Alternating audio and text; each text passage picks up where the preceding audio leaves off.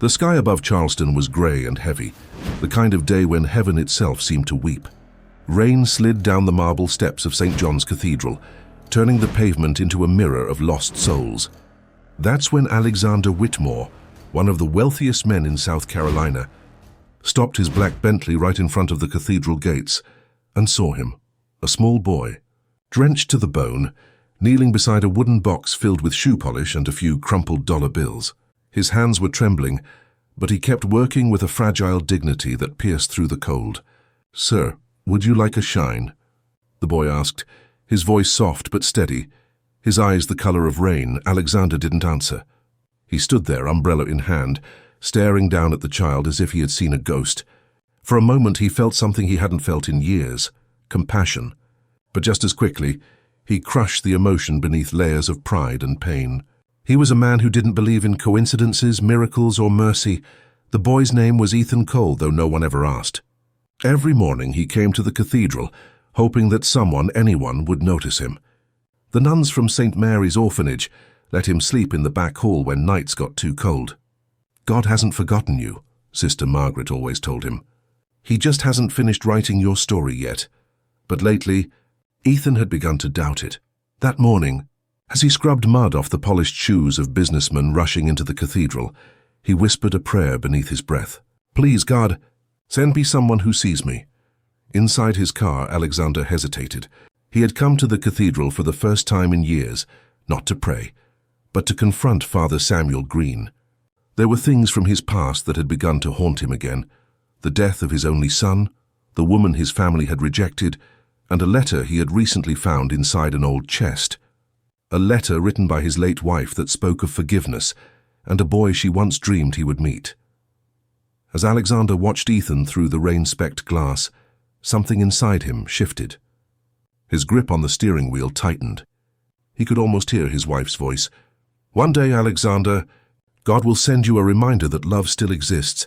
And there it was, kneeling in the rain, shining shoes outside the house of God. But Alexander wasn't ready to face that truth yet. He stepped out of the car, handed the boy a $20 bill and said coldly, "Keep the change." Ethan smiled anyway. "Thank you, sir. God bless you." That smile followed Alexander all the way into the cathedral, echoing louder than the choir's hymns. He didn't know yet that this encounter, this single act of kindness, was about to uncover a secret buried for years and change not just his life, but the lives of everyone around him. Because sometimes heaven hides its miracles in the hands of those we choose not to see. He turned toward the altar, rain dripping from his coat, and whispered a name he hadn't spoken in a decade. "Michael." The priest lifted his eyes in quiet recognition, as if he already knew why Alexander had come. And outside, under the cathedral's shadow, Ethan looked up at the same sky, and for the first time in years he felt seen. I'm John Parker, and today's story will touch your heart. Don't forget to subscribe to the channel and give your like. It's very important to me, and please leave in the comments which city or country you're listening from. The echo of Alexander's footsteps filled the empty cathedral. The scent of candle wax and wet stone clung to the air, mingling with the low hum of the organ in the distance. He hadn't been inside a church since the funeral of his son, Michael Whitmore, 10 years earlier, a day he had sworn never to forgive God for. Father Samuel Green emerged from the shadows near the altar, his robes brushing softly against the floor. His face carried the calmness of a man who had seen both sin and salvation too many times to count. "Alexander," he said quietly, his tone gentle but firm. "You finally came." Alexander hesitated. "Don't read too much into it, Father. I'm not here to confess my sins." "Then what brings you here?" the priest asked. Alexander looked up at the stained glass window, a mosaic of saints and angels bathed in grey light. "Her boy," he muttered, "outside your cathedral, barefoot, polishing shoes in the rain. I gave him some money and he thanked me as if I'd saved his life." Father Samuel tilted his head. "Ah, yes. That must be Ethan Cole. He comes here every day. Sister Margaret says he's special. Quiet, kind, but carrying a sadness that doesn't belong to a child." The millionaire's jaw tightened. "He looks familiar," he said, almost to himself. "There's something in his eyes." Father Samuel said nothing. He walked to the pew, motioning for Alexander to sit. "You once told me you didn't believe in signs. But sometimes, Alexander, God brings people together for reasons we can't see until it's too late. Alexander exhaled sharply. Don't start with your sermons, Father. I came because I found something I can't explain. He reached into his coat and pulled out a worn envelope. Inside was an old photograph, his son Michael smiling beside a young woman with kind eyes and dark hair. She wasn't from our world, Alexander said bitterly. My wife hated her, said she'd ruin Michael's future. We sent him away to Europe to forget her. But he never came back. His voice cracked for the first time in years. I thought she disappeared. But yesterday I found this letter in my wife's belongings. It's from that girl. Father Samuel unfolded the letter carefully, his eyes scanning the faded ink. Dear Mr. Whitmore, if you ever find this, please know that I never wanted anything from your family. I only wanted Michael to know he had a son. His name is Ethan. Silence filled the cathedral. Alexander's face went pale, his fingers trembling as if the truth had struck him like lightning. No, he whispered. That's impossible. Father Samuel met his eyes. You know it's not. Alexander rose abruptly, pacing down the aisle as rain hammered against the tall windows. Why didn't anyone tell me? Why didn't she come to me? She tried, said the priest softly. But pride closes more doors than poverty ever could.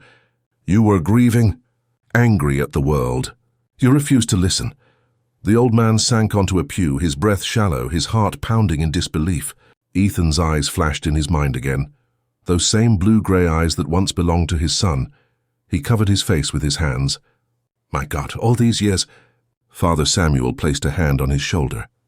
He doesn't know who you are yet.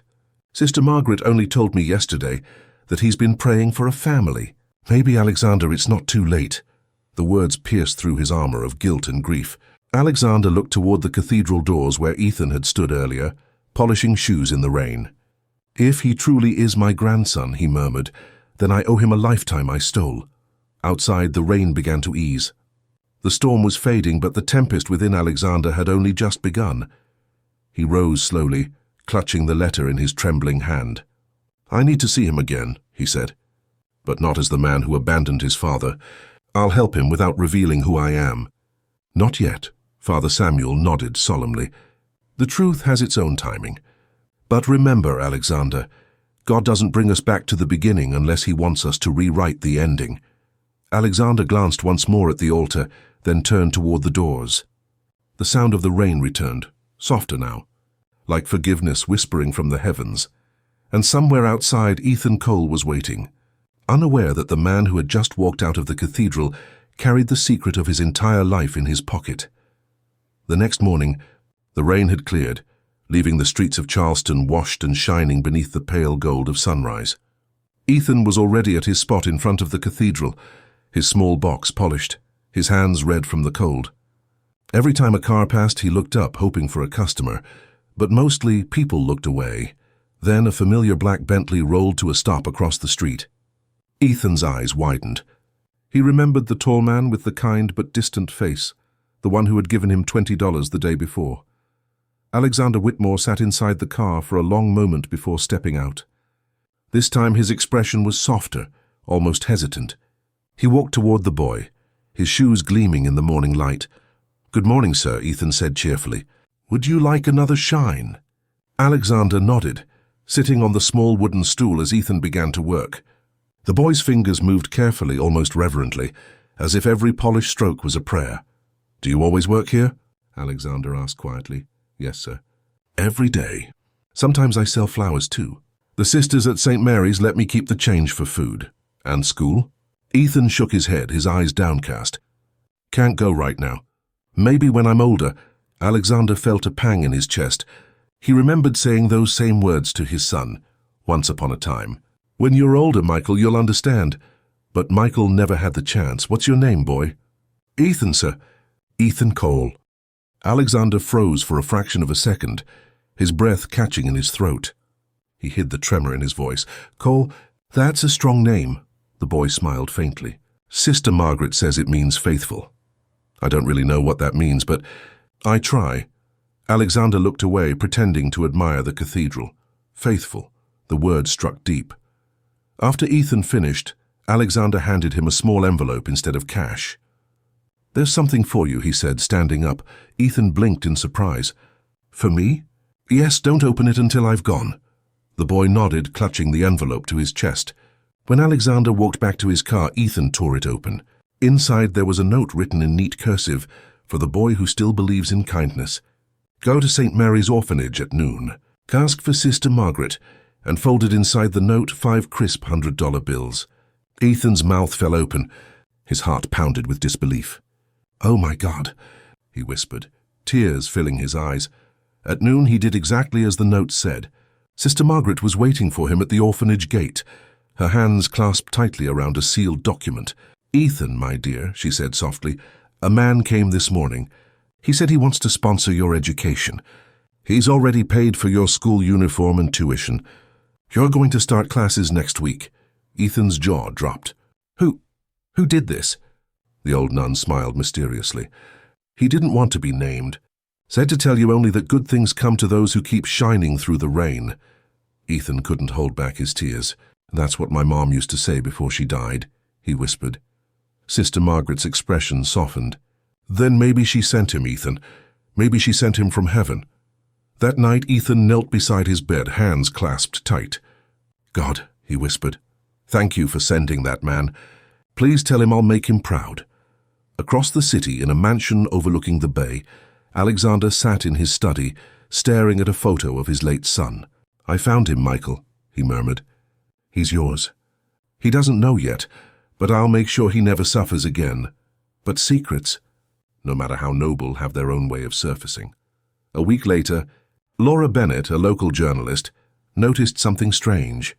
An anonymous donor had paid the orphanage's debts, rebuilt classrooms, and arranged scholarships for several children, all signed under the name A.W., and as fate would have it, Laura had once written about Alexander Whitmore, the man who never donated a dime to charity.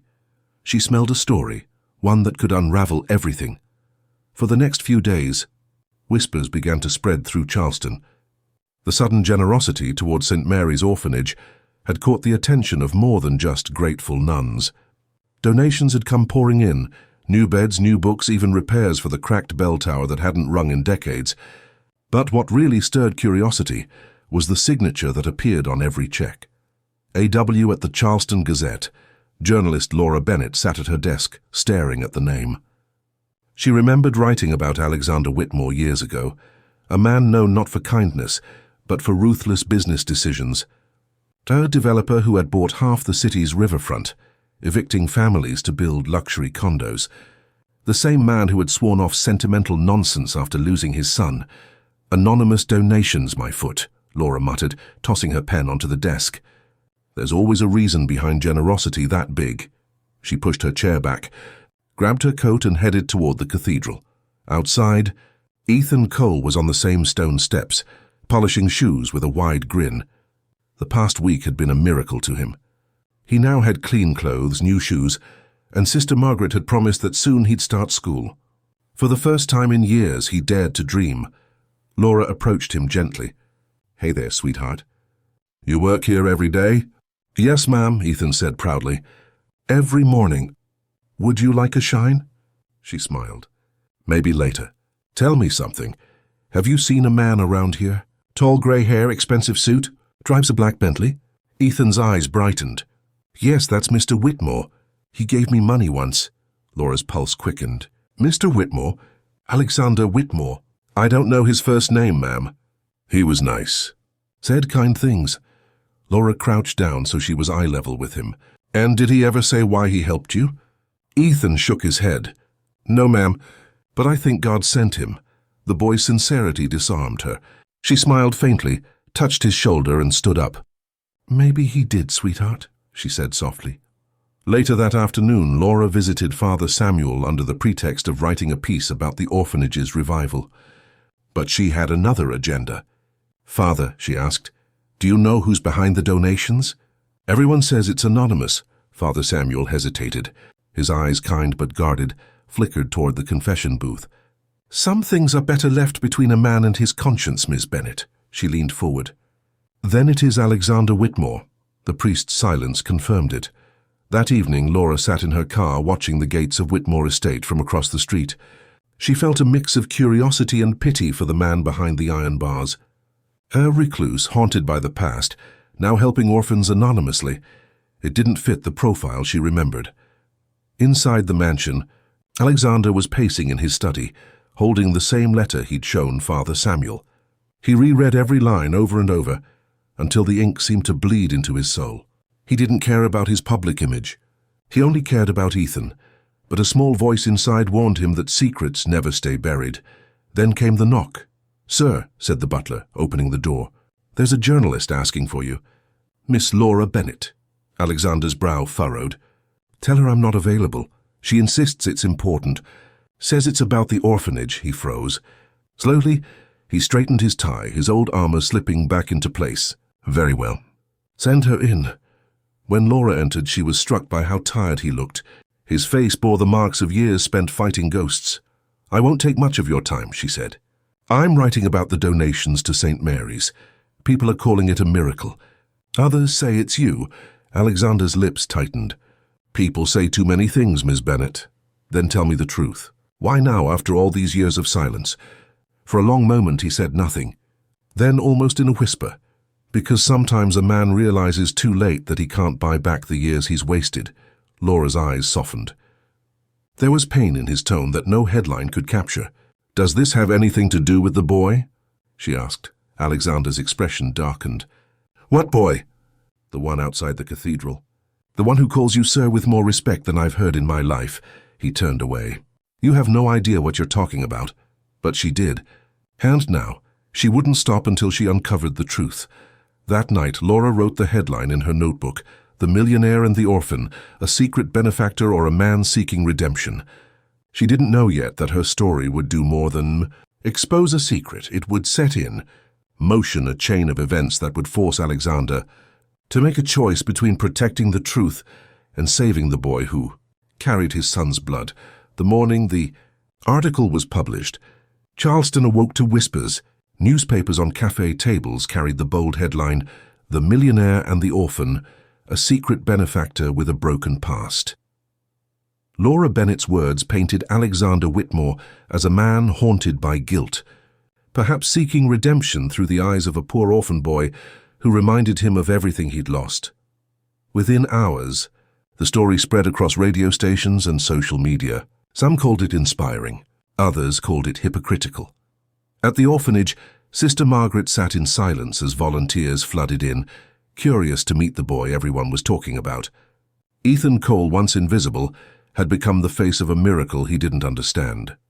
When Ethan arrived that morning, people surrounded him with smiles, gifts, and cameras.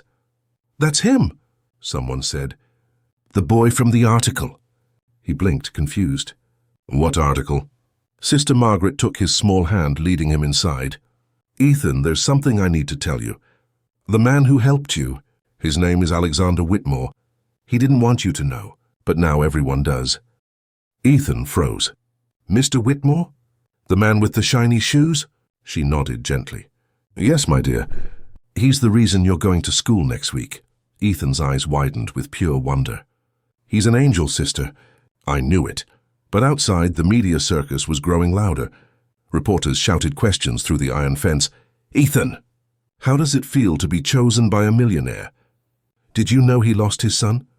Do you think he'll adopt you?" Ethan didn't understand any of it. All he wanted was to thank the man who had changed his life. That afternoon, while Sister Margaret met with officials inside, Ethan slipped away. He walked for miles, clutching the folded newspaper that showed his own face beside Alexander's. His destination, Whitmore Estate. When he reached the tall iron gates, his heart pounded like a drum. The guard tried to stop him, but Ethan pleaded. "Please, sir, I just want to say thank you. He's not in trouble, I promise." The guard hesitated, then made a call. Moments later, Alexander appeared at the door of the mansion. His eyes widened in disbelief as he saw the small, trembling figure beyond the gate. "Ethan," he whispered. "Mr. Whitmore," Ethan said shyly. "I'm sorry if I caused trouble. Everyone's talking about us. I didn't mean to, I just wanted to say thank you." The boy's words hit him like a wave. Alexander opened the gate slowly and knelt to meet him eye to eye. "You didn't cause trouble, son." "I did," Ethan smiled. They say you lost someone. I lost someone too, my mom. Maybe God wanted us to meet so we don't feel alone anymore. Alexander's throat tightened. He wanted to hold the boy, to tell him the truth that burned in his chest, that this child was his own blood, his grandson. But fear held him back. Ethan, he said softly, sometimes God brings two people together for reasons neither of them understands. But I'm glad you found me, the boy's eyes shone. Me too, sir. Behind them the sound of cameras snapped. Laura Bennett had arrived following a tip. She watched the scene from the sidewalk, guilt gnawing at her heart. She hadn't meant to hurt anyone, but seeing them together she realized her story had unleashed something bigger than she imagined. That night, Alexander called Father Samuel. His voice was weary, almost broken. The world knows, Father. The boy came to my house. I couldn't tell him the truth. Not like this. The priest's calm voice echoed through the line. You can't hide forever, Alexander. The truth doesn't destroy what's real. It only exposes what's been kept in the dark.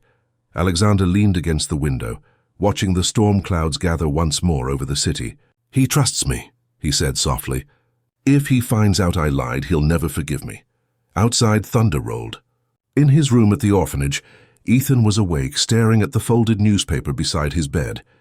He traced the face of the man who had saved him and whispered, Thank you, Mr. Whitmore. I'll never forget what you did. He didn't know that the next day would bring a revelation that would shake everything he believed about his past and his family.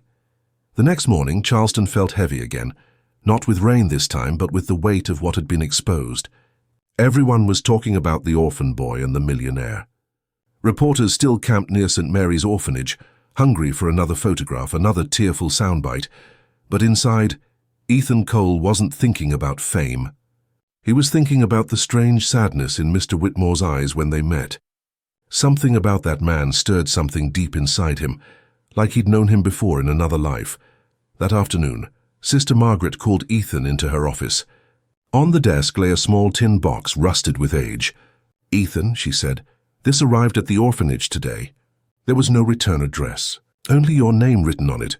The boy frowned. Who sent it? I don't know, dear, but I think you should see what's inside. Ethan opened the box carefully.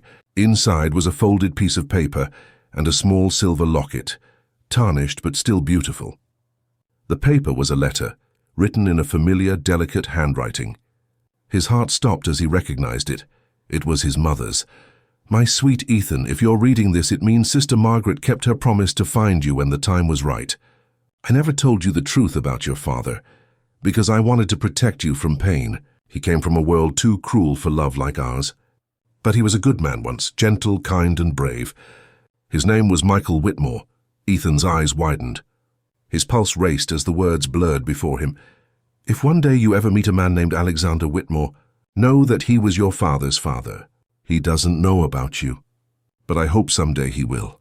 I prayed that God would find a way to cross your paths, maybe through kindness, maybe through destiny. Be strong, my son. The world will test your heart, but never forget that you were born from love. Your mom. Lily Ethan's hands shook. He looked up at Sister Margaret, who sat quietly, tears glistening in her eyes. Is this real? He whispered. She nodded slowly. Your mother left that letter with me before she died. She said the truth would find you when you were ready to carry it. Ethan clutched the locket, opening it carefully. Inside was a faded photograph, a young man holding a baby in his arms. Behind them, a familiar face smiled warmly from the background. Alexander Whitmore. The boy stumbled back in shock. That's him. That's Mr. Whitmore. Sister Margaret stood and placed a gentle hand on his shoulder. Ethan, you must be careful. This truth can heal, or it can hurt. Don't rush to confront him. Pray first. Let God guide your steps. But Ethan couldn't stay still. His heart burned with confusion, anger, and longing. He ran out of the orphanage, clutching the letter against his chest, tears streaming down his face. Across the city, Alexander sat alone in his study, staring at the same photograph, the one of his late son, Michael. His hands trembled as he poured a glass of whiskey he didn't intend to drink. The article's noise had died down, but the guilt screamed louder than ever. Then the doorbell rang. When he opened the door, he found Laura Bennett standing there again, holding a manila envelope. I didn't come to write another story, she said. I came to give you this. It arrived at my office this morning, but it was meant for you. Alexander frowned, taking the envelope. Inside was a letter addressed in familiar handwriting, Lily's. His hands went cold as he read, "If you ever find this, Alexander, please forgive me for keeping your grandson a secret. I feared what your world would do to him. But he deserves to be loved, even if it's from afar." He dropped the letter, his breath leaving him like air from a punctured lung. "My grandson," he whispered. Laura looked at him carefully. "You knew, didn't you?" He nodded weakly. "I suspected, but I wasn't ready to face the truth." Before he could say more, a voice called from the gate, young, trembling, desperate. "Mr. Whitmore." Alexander turned, heart pounding. There, standing under the golden sunset, was Ethan, clutching the silver locket in one hand and the letter in the other. "Is it true?" the boy shouted. "Is it true that my father was your son?" Alexander froze. Time seemed to stop. The sound of waves crashing beyond the estate walls filled the silence between them. He stepped forward, tears welling in his eyes. "Ethan, yes, it's true," the boy's voice cracked. "Why didn't you tell me? Why did you hide it?" "Because I didn't deserve you," Alexander whispered. "I failed your father." "I didn't want to fail you too." Ethan's small voice trembled. "I didn't need your money. I just needed to know I wasn't alone." Alexander knelt, pulling the boy into his arms, his tears falling freely for the first time in years. "You were never alone, son. I was the one lost, and you brought me home." Behind them, Laura lowered her camera. For the first time, she didn't want to take the shot. She simply watched, as the millionaire and the orphan, grandfather and grandson, held onto each other beneath the setting sun, and silently prayed that redemption, at last, had found them both. But the story wasn't over yet. Because the truth, once revealed, has consequences, and not everyone in Alexander's world would accept the boy who carried his name. The reunion between Alexander and Ethan spread through Charleston like wildfire. The photo Laura finally released, a single image of the old man embracing the soaked, tearful boy, became the face of every news outlet in the state. The headline read, "He found his grandson in front of a cathedral." To the public, it was a miracle. To Alexander's world, it was a scandal. Within days, board members at Whitmore Enterprises began to whisper. Investors feared the company's reputation would crumble under the emotional chaos surrounding its CEO. And in the cold marble halls of power, compassion was a liability. In the mansion, Alexander sat at the long oak dining table across from his sister Evelyn Whitmore, a sharp-featured woman with diamond eyes and a voice that could slice through steel. "You've lost your mind," she hissed. "That boy doesn't belong in this family." Alexander met her glare calmly. "He's my grandson." "An illegitimate grandson from a woman your wife despised," she snapped. "Do you realize what the shareholders will do if they learn you're taking in a street boy? You'll destroy everything you built." Alexander's tone hardened. "I destroyed everything the day I let pride take my son from me." "I won't make that mistake twice," Evelyn rose, furious. "You're too old for redemption, Alexander. The world doesn't forgive weakness."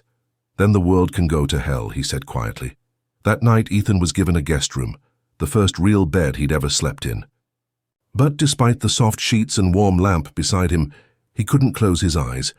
He felt out of place among the portraits of ancestors, staring down from gilded frames, as if judging his every breath. When Alexander came to check on him, the boy sat up nervously. "I don't belong here," Ethan whispered. "Your sister's right." Alexander sat on the edge of the bed, his voice gentle. "Ethan, you belong wherever love calls you home. This house has been cold for too long. Maybe you're the one who'll bring it back to life." Ethan smiled faintly. "Can I ask you something?" "Anything. Why did my dad leave? Why didn't you stop him?" Alexander's eyes dimmed. "Because I thought I was doing what was right. I thought love had to follow rules, that family meant reputation. I was wrong, Ethan. I let pride blind me until I lost everything that mattered." The boy looked at him quietly. "Then maybe this time you can fix it." The words struck deeper than any sermon. Over the next week, Alexander introduced Ethan to a new life, school, piano lessons, even the Whitmore Foundation office downtown. The staff smiled politely, but whispers followed wherever they went. "That's the orphan," they murmured. "The charity boy." Ethan tried to ignore it, But one afternoon he overheard two executives laughing in the corridor. "Can you believe Whitmore's parading that kid around?" Probably hoping for sympathy points, or maybe guilt. "Old man's finally cracking," the words stung. Ethan ran out of the building, his eyes burning with tears. When Alexander found him hours later near the cathedral steps, the same spot where their story began, the boy sat quietly, his shoe brush beside him. "I thought they'd accept me," Ethan said softly, "but they just see dirt under my nails." Alexander knelt before him just as Ethan once knelt before his customers. "Then let them look," he said firmly. "Because these hands, Ethan, these hands worked for hope. And that's something no money can buy." Ethan's lip trembled. "But they hate you because of me." Alexander shook his head. "No, they hate me because I reminded them that power without heart is emptiness. You didn't ruin me, Ethan, you saved me." As the cathedral bells rang in the distance, Laura Bennett appeared once more, camera in hand. But this time she didn't take the picture. She simply said, "You've become the story, Mr. Whitmore, and it's the first one I've ever wanted to believe in." Alexander smiled faintly. "Then write it right, Miss Bennett. Not about a millionaire who saved a boy, but about a boy who saved a man." That night, as they returned home, Evelyn watched them from the shadows of the hallway, her expression unreadable. When they disappeared upstairs, she made a call. "Board meeting. Tomorrow morning. Emergency session. Because in the Whitmore world, redemption always came with a price. And the next day, Alexander would learn that loving his grandson might cost him everything. His fortune, his company, and his name. The boardroom of Whitmore Enterprises had never felt so cold. The walls of glass overlooked Charleston harbor, sunlight reflecting off the water, as if mocking the storm brewing inside. 12 men and women in tailored suits sat around a long table, faces carved in marble judgment. At the head of the table sat Alexander Whitmore, his cane resting beside him, his grandson's drawing, crumpled but precious, tucked inside his jacket pocket. Across from him, his sister Evelyn adjusted her diamond brooch and smiled like a serpent cloaked in silk. "Alexander," she began sweetly, "this isn't personal. It's business. The shareholders are nervous. Your recent choices have made headlines. They fear instability." He looked at her evenly. "Instability? You mean kindness." Her smile sharpened. "I mean irrationality. Adopting a child from the streets, bringing him into this company's spotlight, it makes you look weak. Investors are withdrawing. Our stock dropped 4% this week." Alexander leaned forward, his voice calm but cutting. "If our fortune depends on hiding love, then it's worth nothing." Murmurs rippled through the room. Evelyn pressed her hand against the table. "We're calling a vote. Effective immediately, the board will decide if you should step down as CEO." Alexander's fingers tightened around the cane. "So this is your redemption, sister? Selling your own blood for profit?" She met his eyes coolly. "My redemption, dear brother, is saving this company from you." Outside the glass doors, Ethan stood frozen, unseen. He had come to surprise Alexander with lunch, a simple paper bag of sandwiches. But instead he heard everything. Every word, every insult. The words adopting a child from the streets echoed in his head like a cruel chant. When the vote ended, Evelyn's smile returned. 10 in favor, she announced. 2 against. Effective immediately, Alexander Whitmore is relieved of his duties as CEO. The old man rose slowly, dignity intact. "Congratulations," he said softly. "You've gained a company and lost a soul." He turned to leave, his steps heavy, his heart heavier. But when he stepped into the hallway, Ethan was gone. Only the paper bag sat on the floor untouched, a note scribbled in the boy's handwriting. "I didn't mean to ruin everything. I'll go back to St. Mary's. Please don't look for me." Alexander's world tilted. He staggered slightly, gripping the wall. "Ethan," he whispered, voice cracking with grief. That night, Charleston drowned in rain again. Police cars combed the city, their sirens echoing through the streets. Laura Bennett joined the search, guilt eating her alive. "He's just a kid," she told the officers. "So he thinks he caused this." Meanwhile, Ethan wandered aimlessly through the dark streets, clutching the locket around his neck. The rain plastered his hair to his face, but he didn't care. He walked past the cathedral, his cathedral, and knelt on the steps, sobbing. "Why does love hurt so much?" he whispered. "You gave me a grandfather, God, just to take him away." Inside the cathedral, Father Samuel heard the faint sound of crying. He stepped outside and found Ethan collapsed at the bottom of the stairs. "My boy," the priest murmured, lifting him gently. "You shouldn't be out here." "I ruined his life," Ethan said between sobs. "They fired him because of me." The priest shook his head. "No, Ethan. They fired him because they fear love. The truth never ruins. It reveals." As dawn broke, Alexander arrived at the cathedral, his clothes soaked, his eyes hollow. When he saw Ethan asleep on a pew wrapped in the priest's coat, he fell to his knees. "Father, I've lost everything," he said hoarsely. "No," Father Samuel replied softly. "You've only lost what didn't matter." Ethan stirred awake, his voice trembling. "You shouldn't have come." Alexander took his hand. "You think you ruined my life." "Ethan, you gave it back to me. The company, the money, none of that ever healed me." "You did." Tears welled in the boy's eyes. "Then why are people so angry?" "Because the world doesn't understand miracles," Alexander said gently. "But that doesn't make them less real." He stood, looking toward the altar. "I've spent my life building walls of stone, and you, a child, tore them down with a single act of kindness. I can rebuild everything else, but not if I lose you." Ethan threw his arms around him, sobbing into his chest. Outside, the first rays of morning light cut through the stained glass, painting them in colors of redemption, gold, crimson, sapphire, and for the first time, Alexander felt peace. But peace, like faith, would be tested again, because Evelyn wasn't finished. She had one last plan, to take away not just the company, but Ethan himself. The rain had stopped, but Charleston still felt grey. In the quiet of Whitmore estate, the echoes of loss lingered like ghosts. Alexander and Ethan had found a fragile peace, living modestly, away from the noise of wealth and scandal. They spent mornings walking near the harbor, feeding pigeons and talking about Ethan's dreams of becoming a writer. For the first time, Alexander felt human again. But peace rarely lasts long in a world built on power. One crisp autumn afternoon, a black car pulled up to the small house they now called home. A woman in a charcoal suit stepped out, carrying a folder stamped with gold lettering, "Whitmore Legal Associates." Behind her stood Evelyn Whitmore, her diamond earrings flashing like cold stars. Ethan peeked from behind the curtain. "She's here again," he whispered. "Do I hide?" Alexander's hand trembled slightly. "No, son. We face the truth, not run from it." He opened the door slowly. "Evelyn," she smiled thinly. "Brother, you look comfortable in your exile. What do you want?" he asked. "I came to finish what you started." She stepped closer, her perfume sharp as poison. "You've made the Whitmore name a public circus, but I won't let you destroy it completely. So I'm filing for guardianship termination." Alexander's brow furrowed. "Guardianship? What are you talking about?" Evelyn turned to the lawyer. The woman opened the folder and read mechanically. "Due to the subject's age and background, and given Mr. Whitmore's declining health and recent mental instability, a petition has been filed requesting that custody of minor Ethan Cole be transferred to a state-approved guardian until further review." Alexander's voice rose. "You can't take him."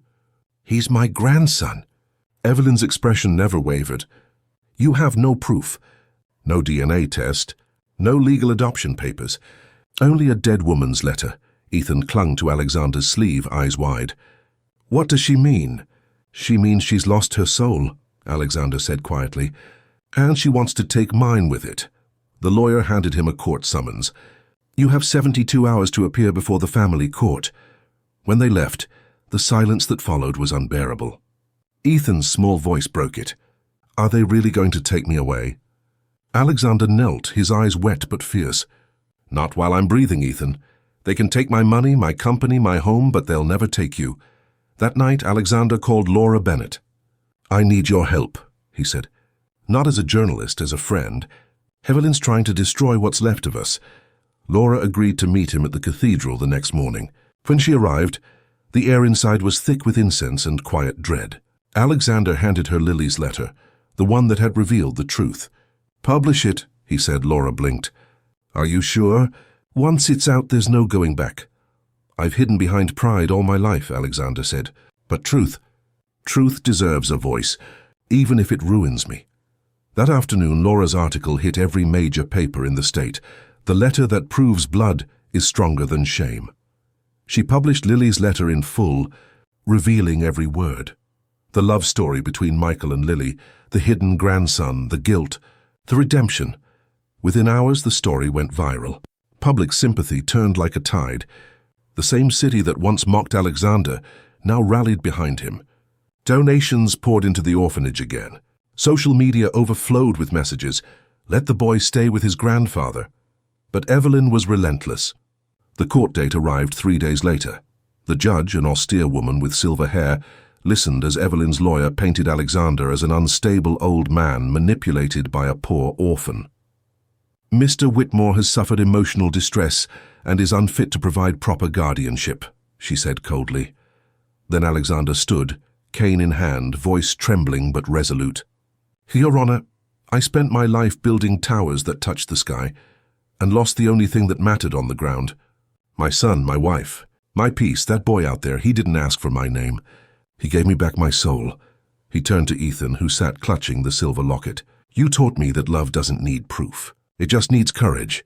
The courtroom was silent. Even Evelyn's lawyer looked away. Finally, the judge spoke.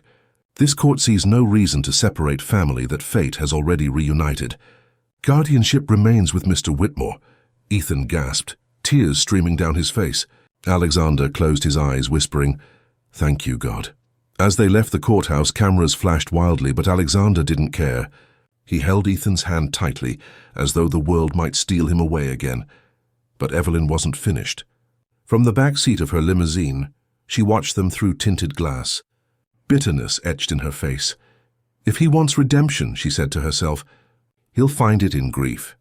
Because in her world, forgiveness was weakness. And she still had one final card to play. 3 nights passed since the court's decision, but Charleston hadn't been that quiet in years. The city that once mocked Alexander now looked at him with reverence. A fallen titan who had found his humanity. He and Ethan returned to their modest home near the harbor, free at last from the shadow of the Whitmore empire. But freedom often stirs envy. In the early hours of a cold Sunday morning, the mansion Alexander had abandoned erupted in flames. Sirens screamed through the streets, lighting the dawn sky with red and gold. By sunrise, the tragedy was everywhere. Fire destroys Whitmore estate, arson suspected. Evelyn Whitmore was missing. When the police questioned Alexander, he simply shook his head. "I warned her that greed would burn her alive. I just never thought it would be literal." For Ethan, it wasn't about the fire. It was about the man he saw fading before his eyes. The long nights of stress had taken a toll on Alexander's heart. His hands trembled more each day, his breath shorter, his eyes duller. Still, he smiled for Ethan. "You see that sunrise, son?" he whispered one morning from the porch. "Every dawn is a second chance. God gave me one through you." Ethan leaned on his shoulder. "And he gave me a family through you." The days passed peacefully, until one evening a black envelope appeared in their mailbox. No return address. Only a wax seal in the shape of a serpent, Evelyn's mark. Inside a single note, "You took my name. I'll take what's left of yours." Attached was a folded newspaper clipping, the original court petition stamped "Appeal pending." Evelyn was alive. 2 nights later, she arrived. The doorbell rang after midnight. When Alexander opened it, Evelyn stood there, drenched from the rain, eyes wild, her voice trembling between fury and regret. "You ruined me," she spat. "Do you know what it's like to watch everything vanish because of a child that isn't even—" "Don't," Alexander interrupted, his tone razor sharp. "Don't you dare finish that sentence." Evelyn's breath shook. "He's not one of us!" Alexander stepped forward, his voice rising for the first time in years. "Then maybe we were never worth being. That boy has more nobility in his heart than our entire bloodline combined." Evelyn staggered back, clutching the doorframe. For a moment, the hate in her eyes faltered. "You'd throw everything away for him?" "I already did," he said quietly. "And I'd do it again." She turned, her expression softening, and for just a second. Then, without another word, she disappeared into the storm. The next morning, police found her car submerged near the harbor. Whether accident or choice, no one ever knew. When the news reached Alexander, he sat in silence for a long time. Ethan knelt beside him. "Grandpa?" He took the boy's hand, whispering, "Sometimes forgiveness doesn't wait for an apology. It just happens when your heart is tired of hate." That night, Alexander's health worsened. Father Samuel visited, praying softly at his bedside while Ethan held his grandfather's trembling hand. "Don't leave me," the boy whispered. Alexander smiled weakly. "I'm not leaving, Ethan, I'm just going ahead. Someone has to tell your dad what a good boy you've become." Tears streamed down Ethan's face. "You can't. You promised we'd see the ocean again tomorrow." Alexander's thumb brushed his cheek. "Then promise me you'll keep shining shoes until the day you walk on your own path. Promise you'll never let the world make you small." "I promise," Ethan sobbed. Alexander's eyes softened as dawn light spilled through the window, painting the room in gold. "Good," he whispered. "Because love, my boy, love never dies." And then, with a deep breath, he was gone. The bells of St. John's Cathedral rang that morning, echoing across Charleston. The city stopped to listen. Weeks later, Laura Bennett's final article appeared in every newspaper, "The Millionaire and the Orphan, a love stronger than blood." He left behind no fortune, no empire, no monument of stone. Only a boy who now walks through life carrying his name, his kindness, and his faith. The story traveled the world. People wept reading it. Donations built new orphanages in Alexander's memory. A bronze statue was placed outside St. John's Cathedral, a man kneeling before a boy holding a shoe brush, both smiling toward heaven. Years later, Ethan returned as a grown man. He placed a single white flower at the statue's feet and whispered, "You did move the world, Grandpa, one heart at a time." As he walked away, the church bells rang again, soft, familiar, eternal, and somewhere beyond the clouds, Alexander Whitmore smiled. This story reminds us that redemption isn't found in wealth, but in love that refuses to give up. I'm John Parker, and if this story touched your heart, don't forget to subscribe to the channel, give it a like, and tell us in the comments where you're listening from, because sometimes your story might just move the world too.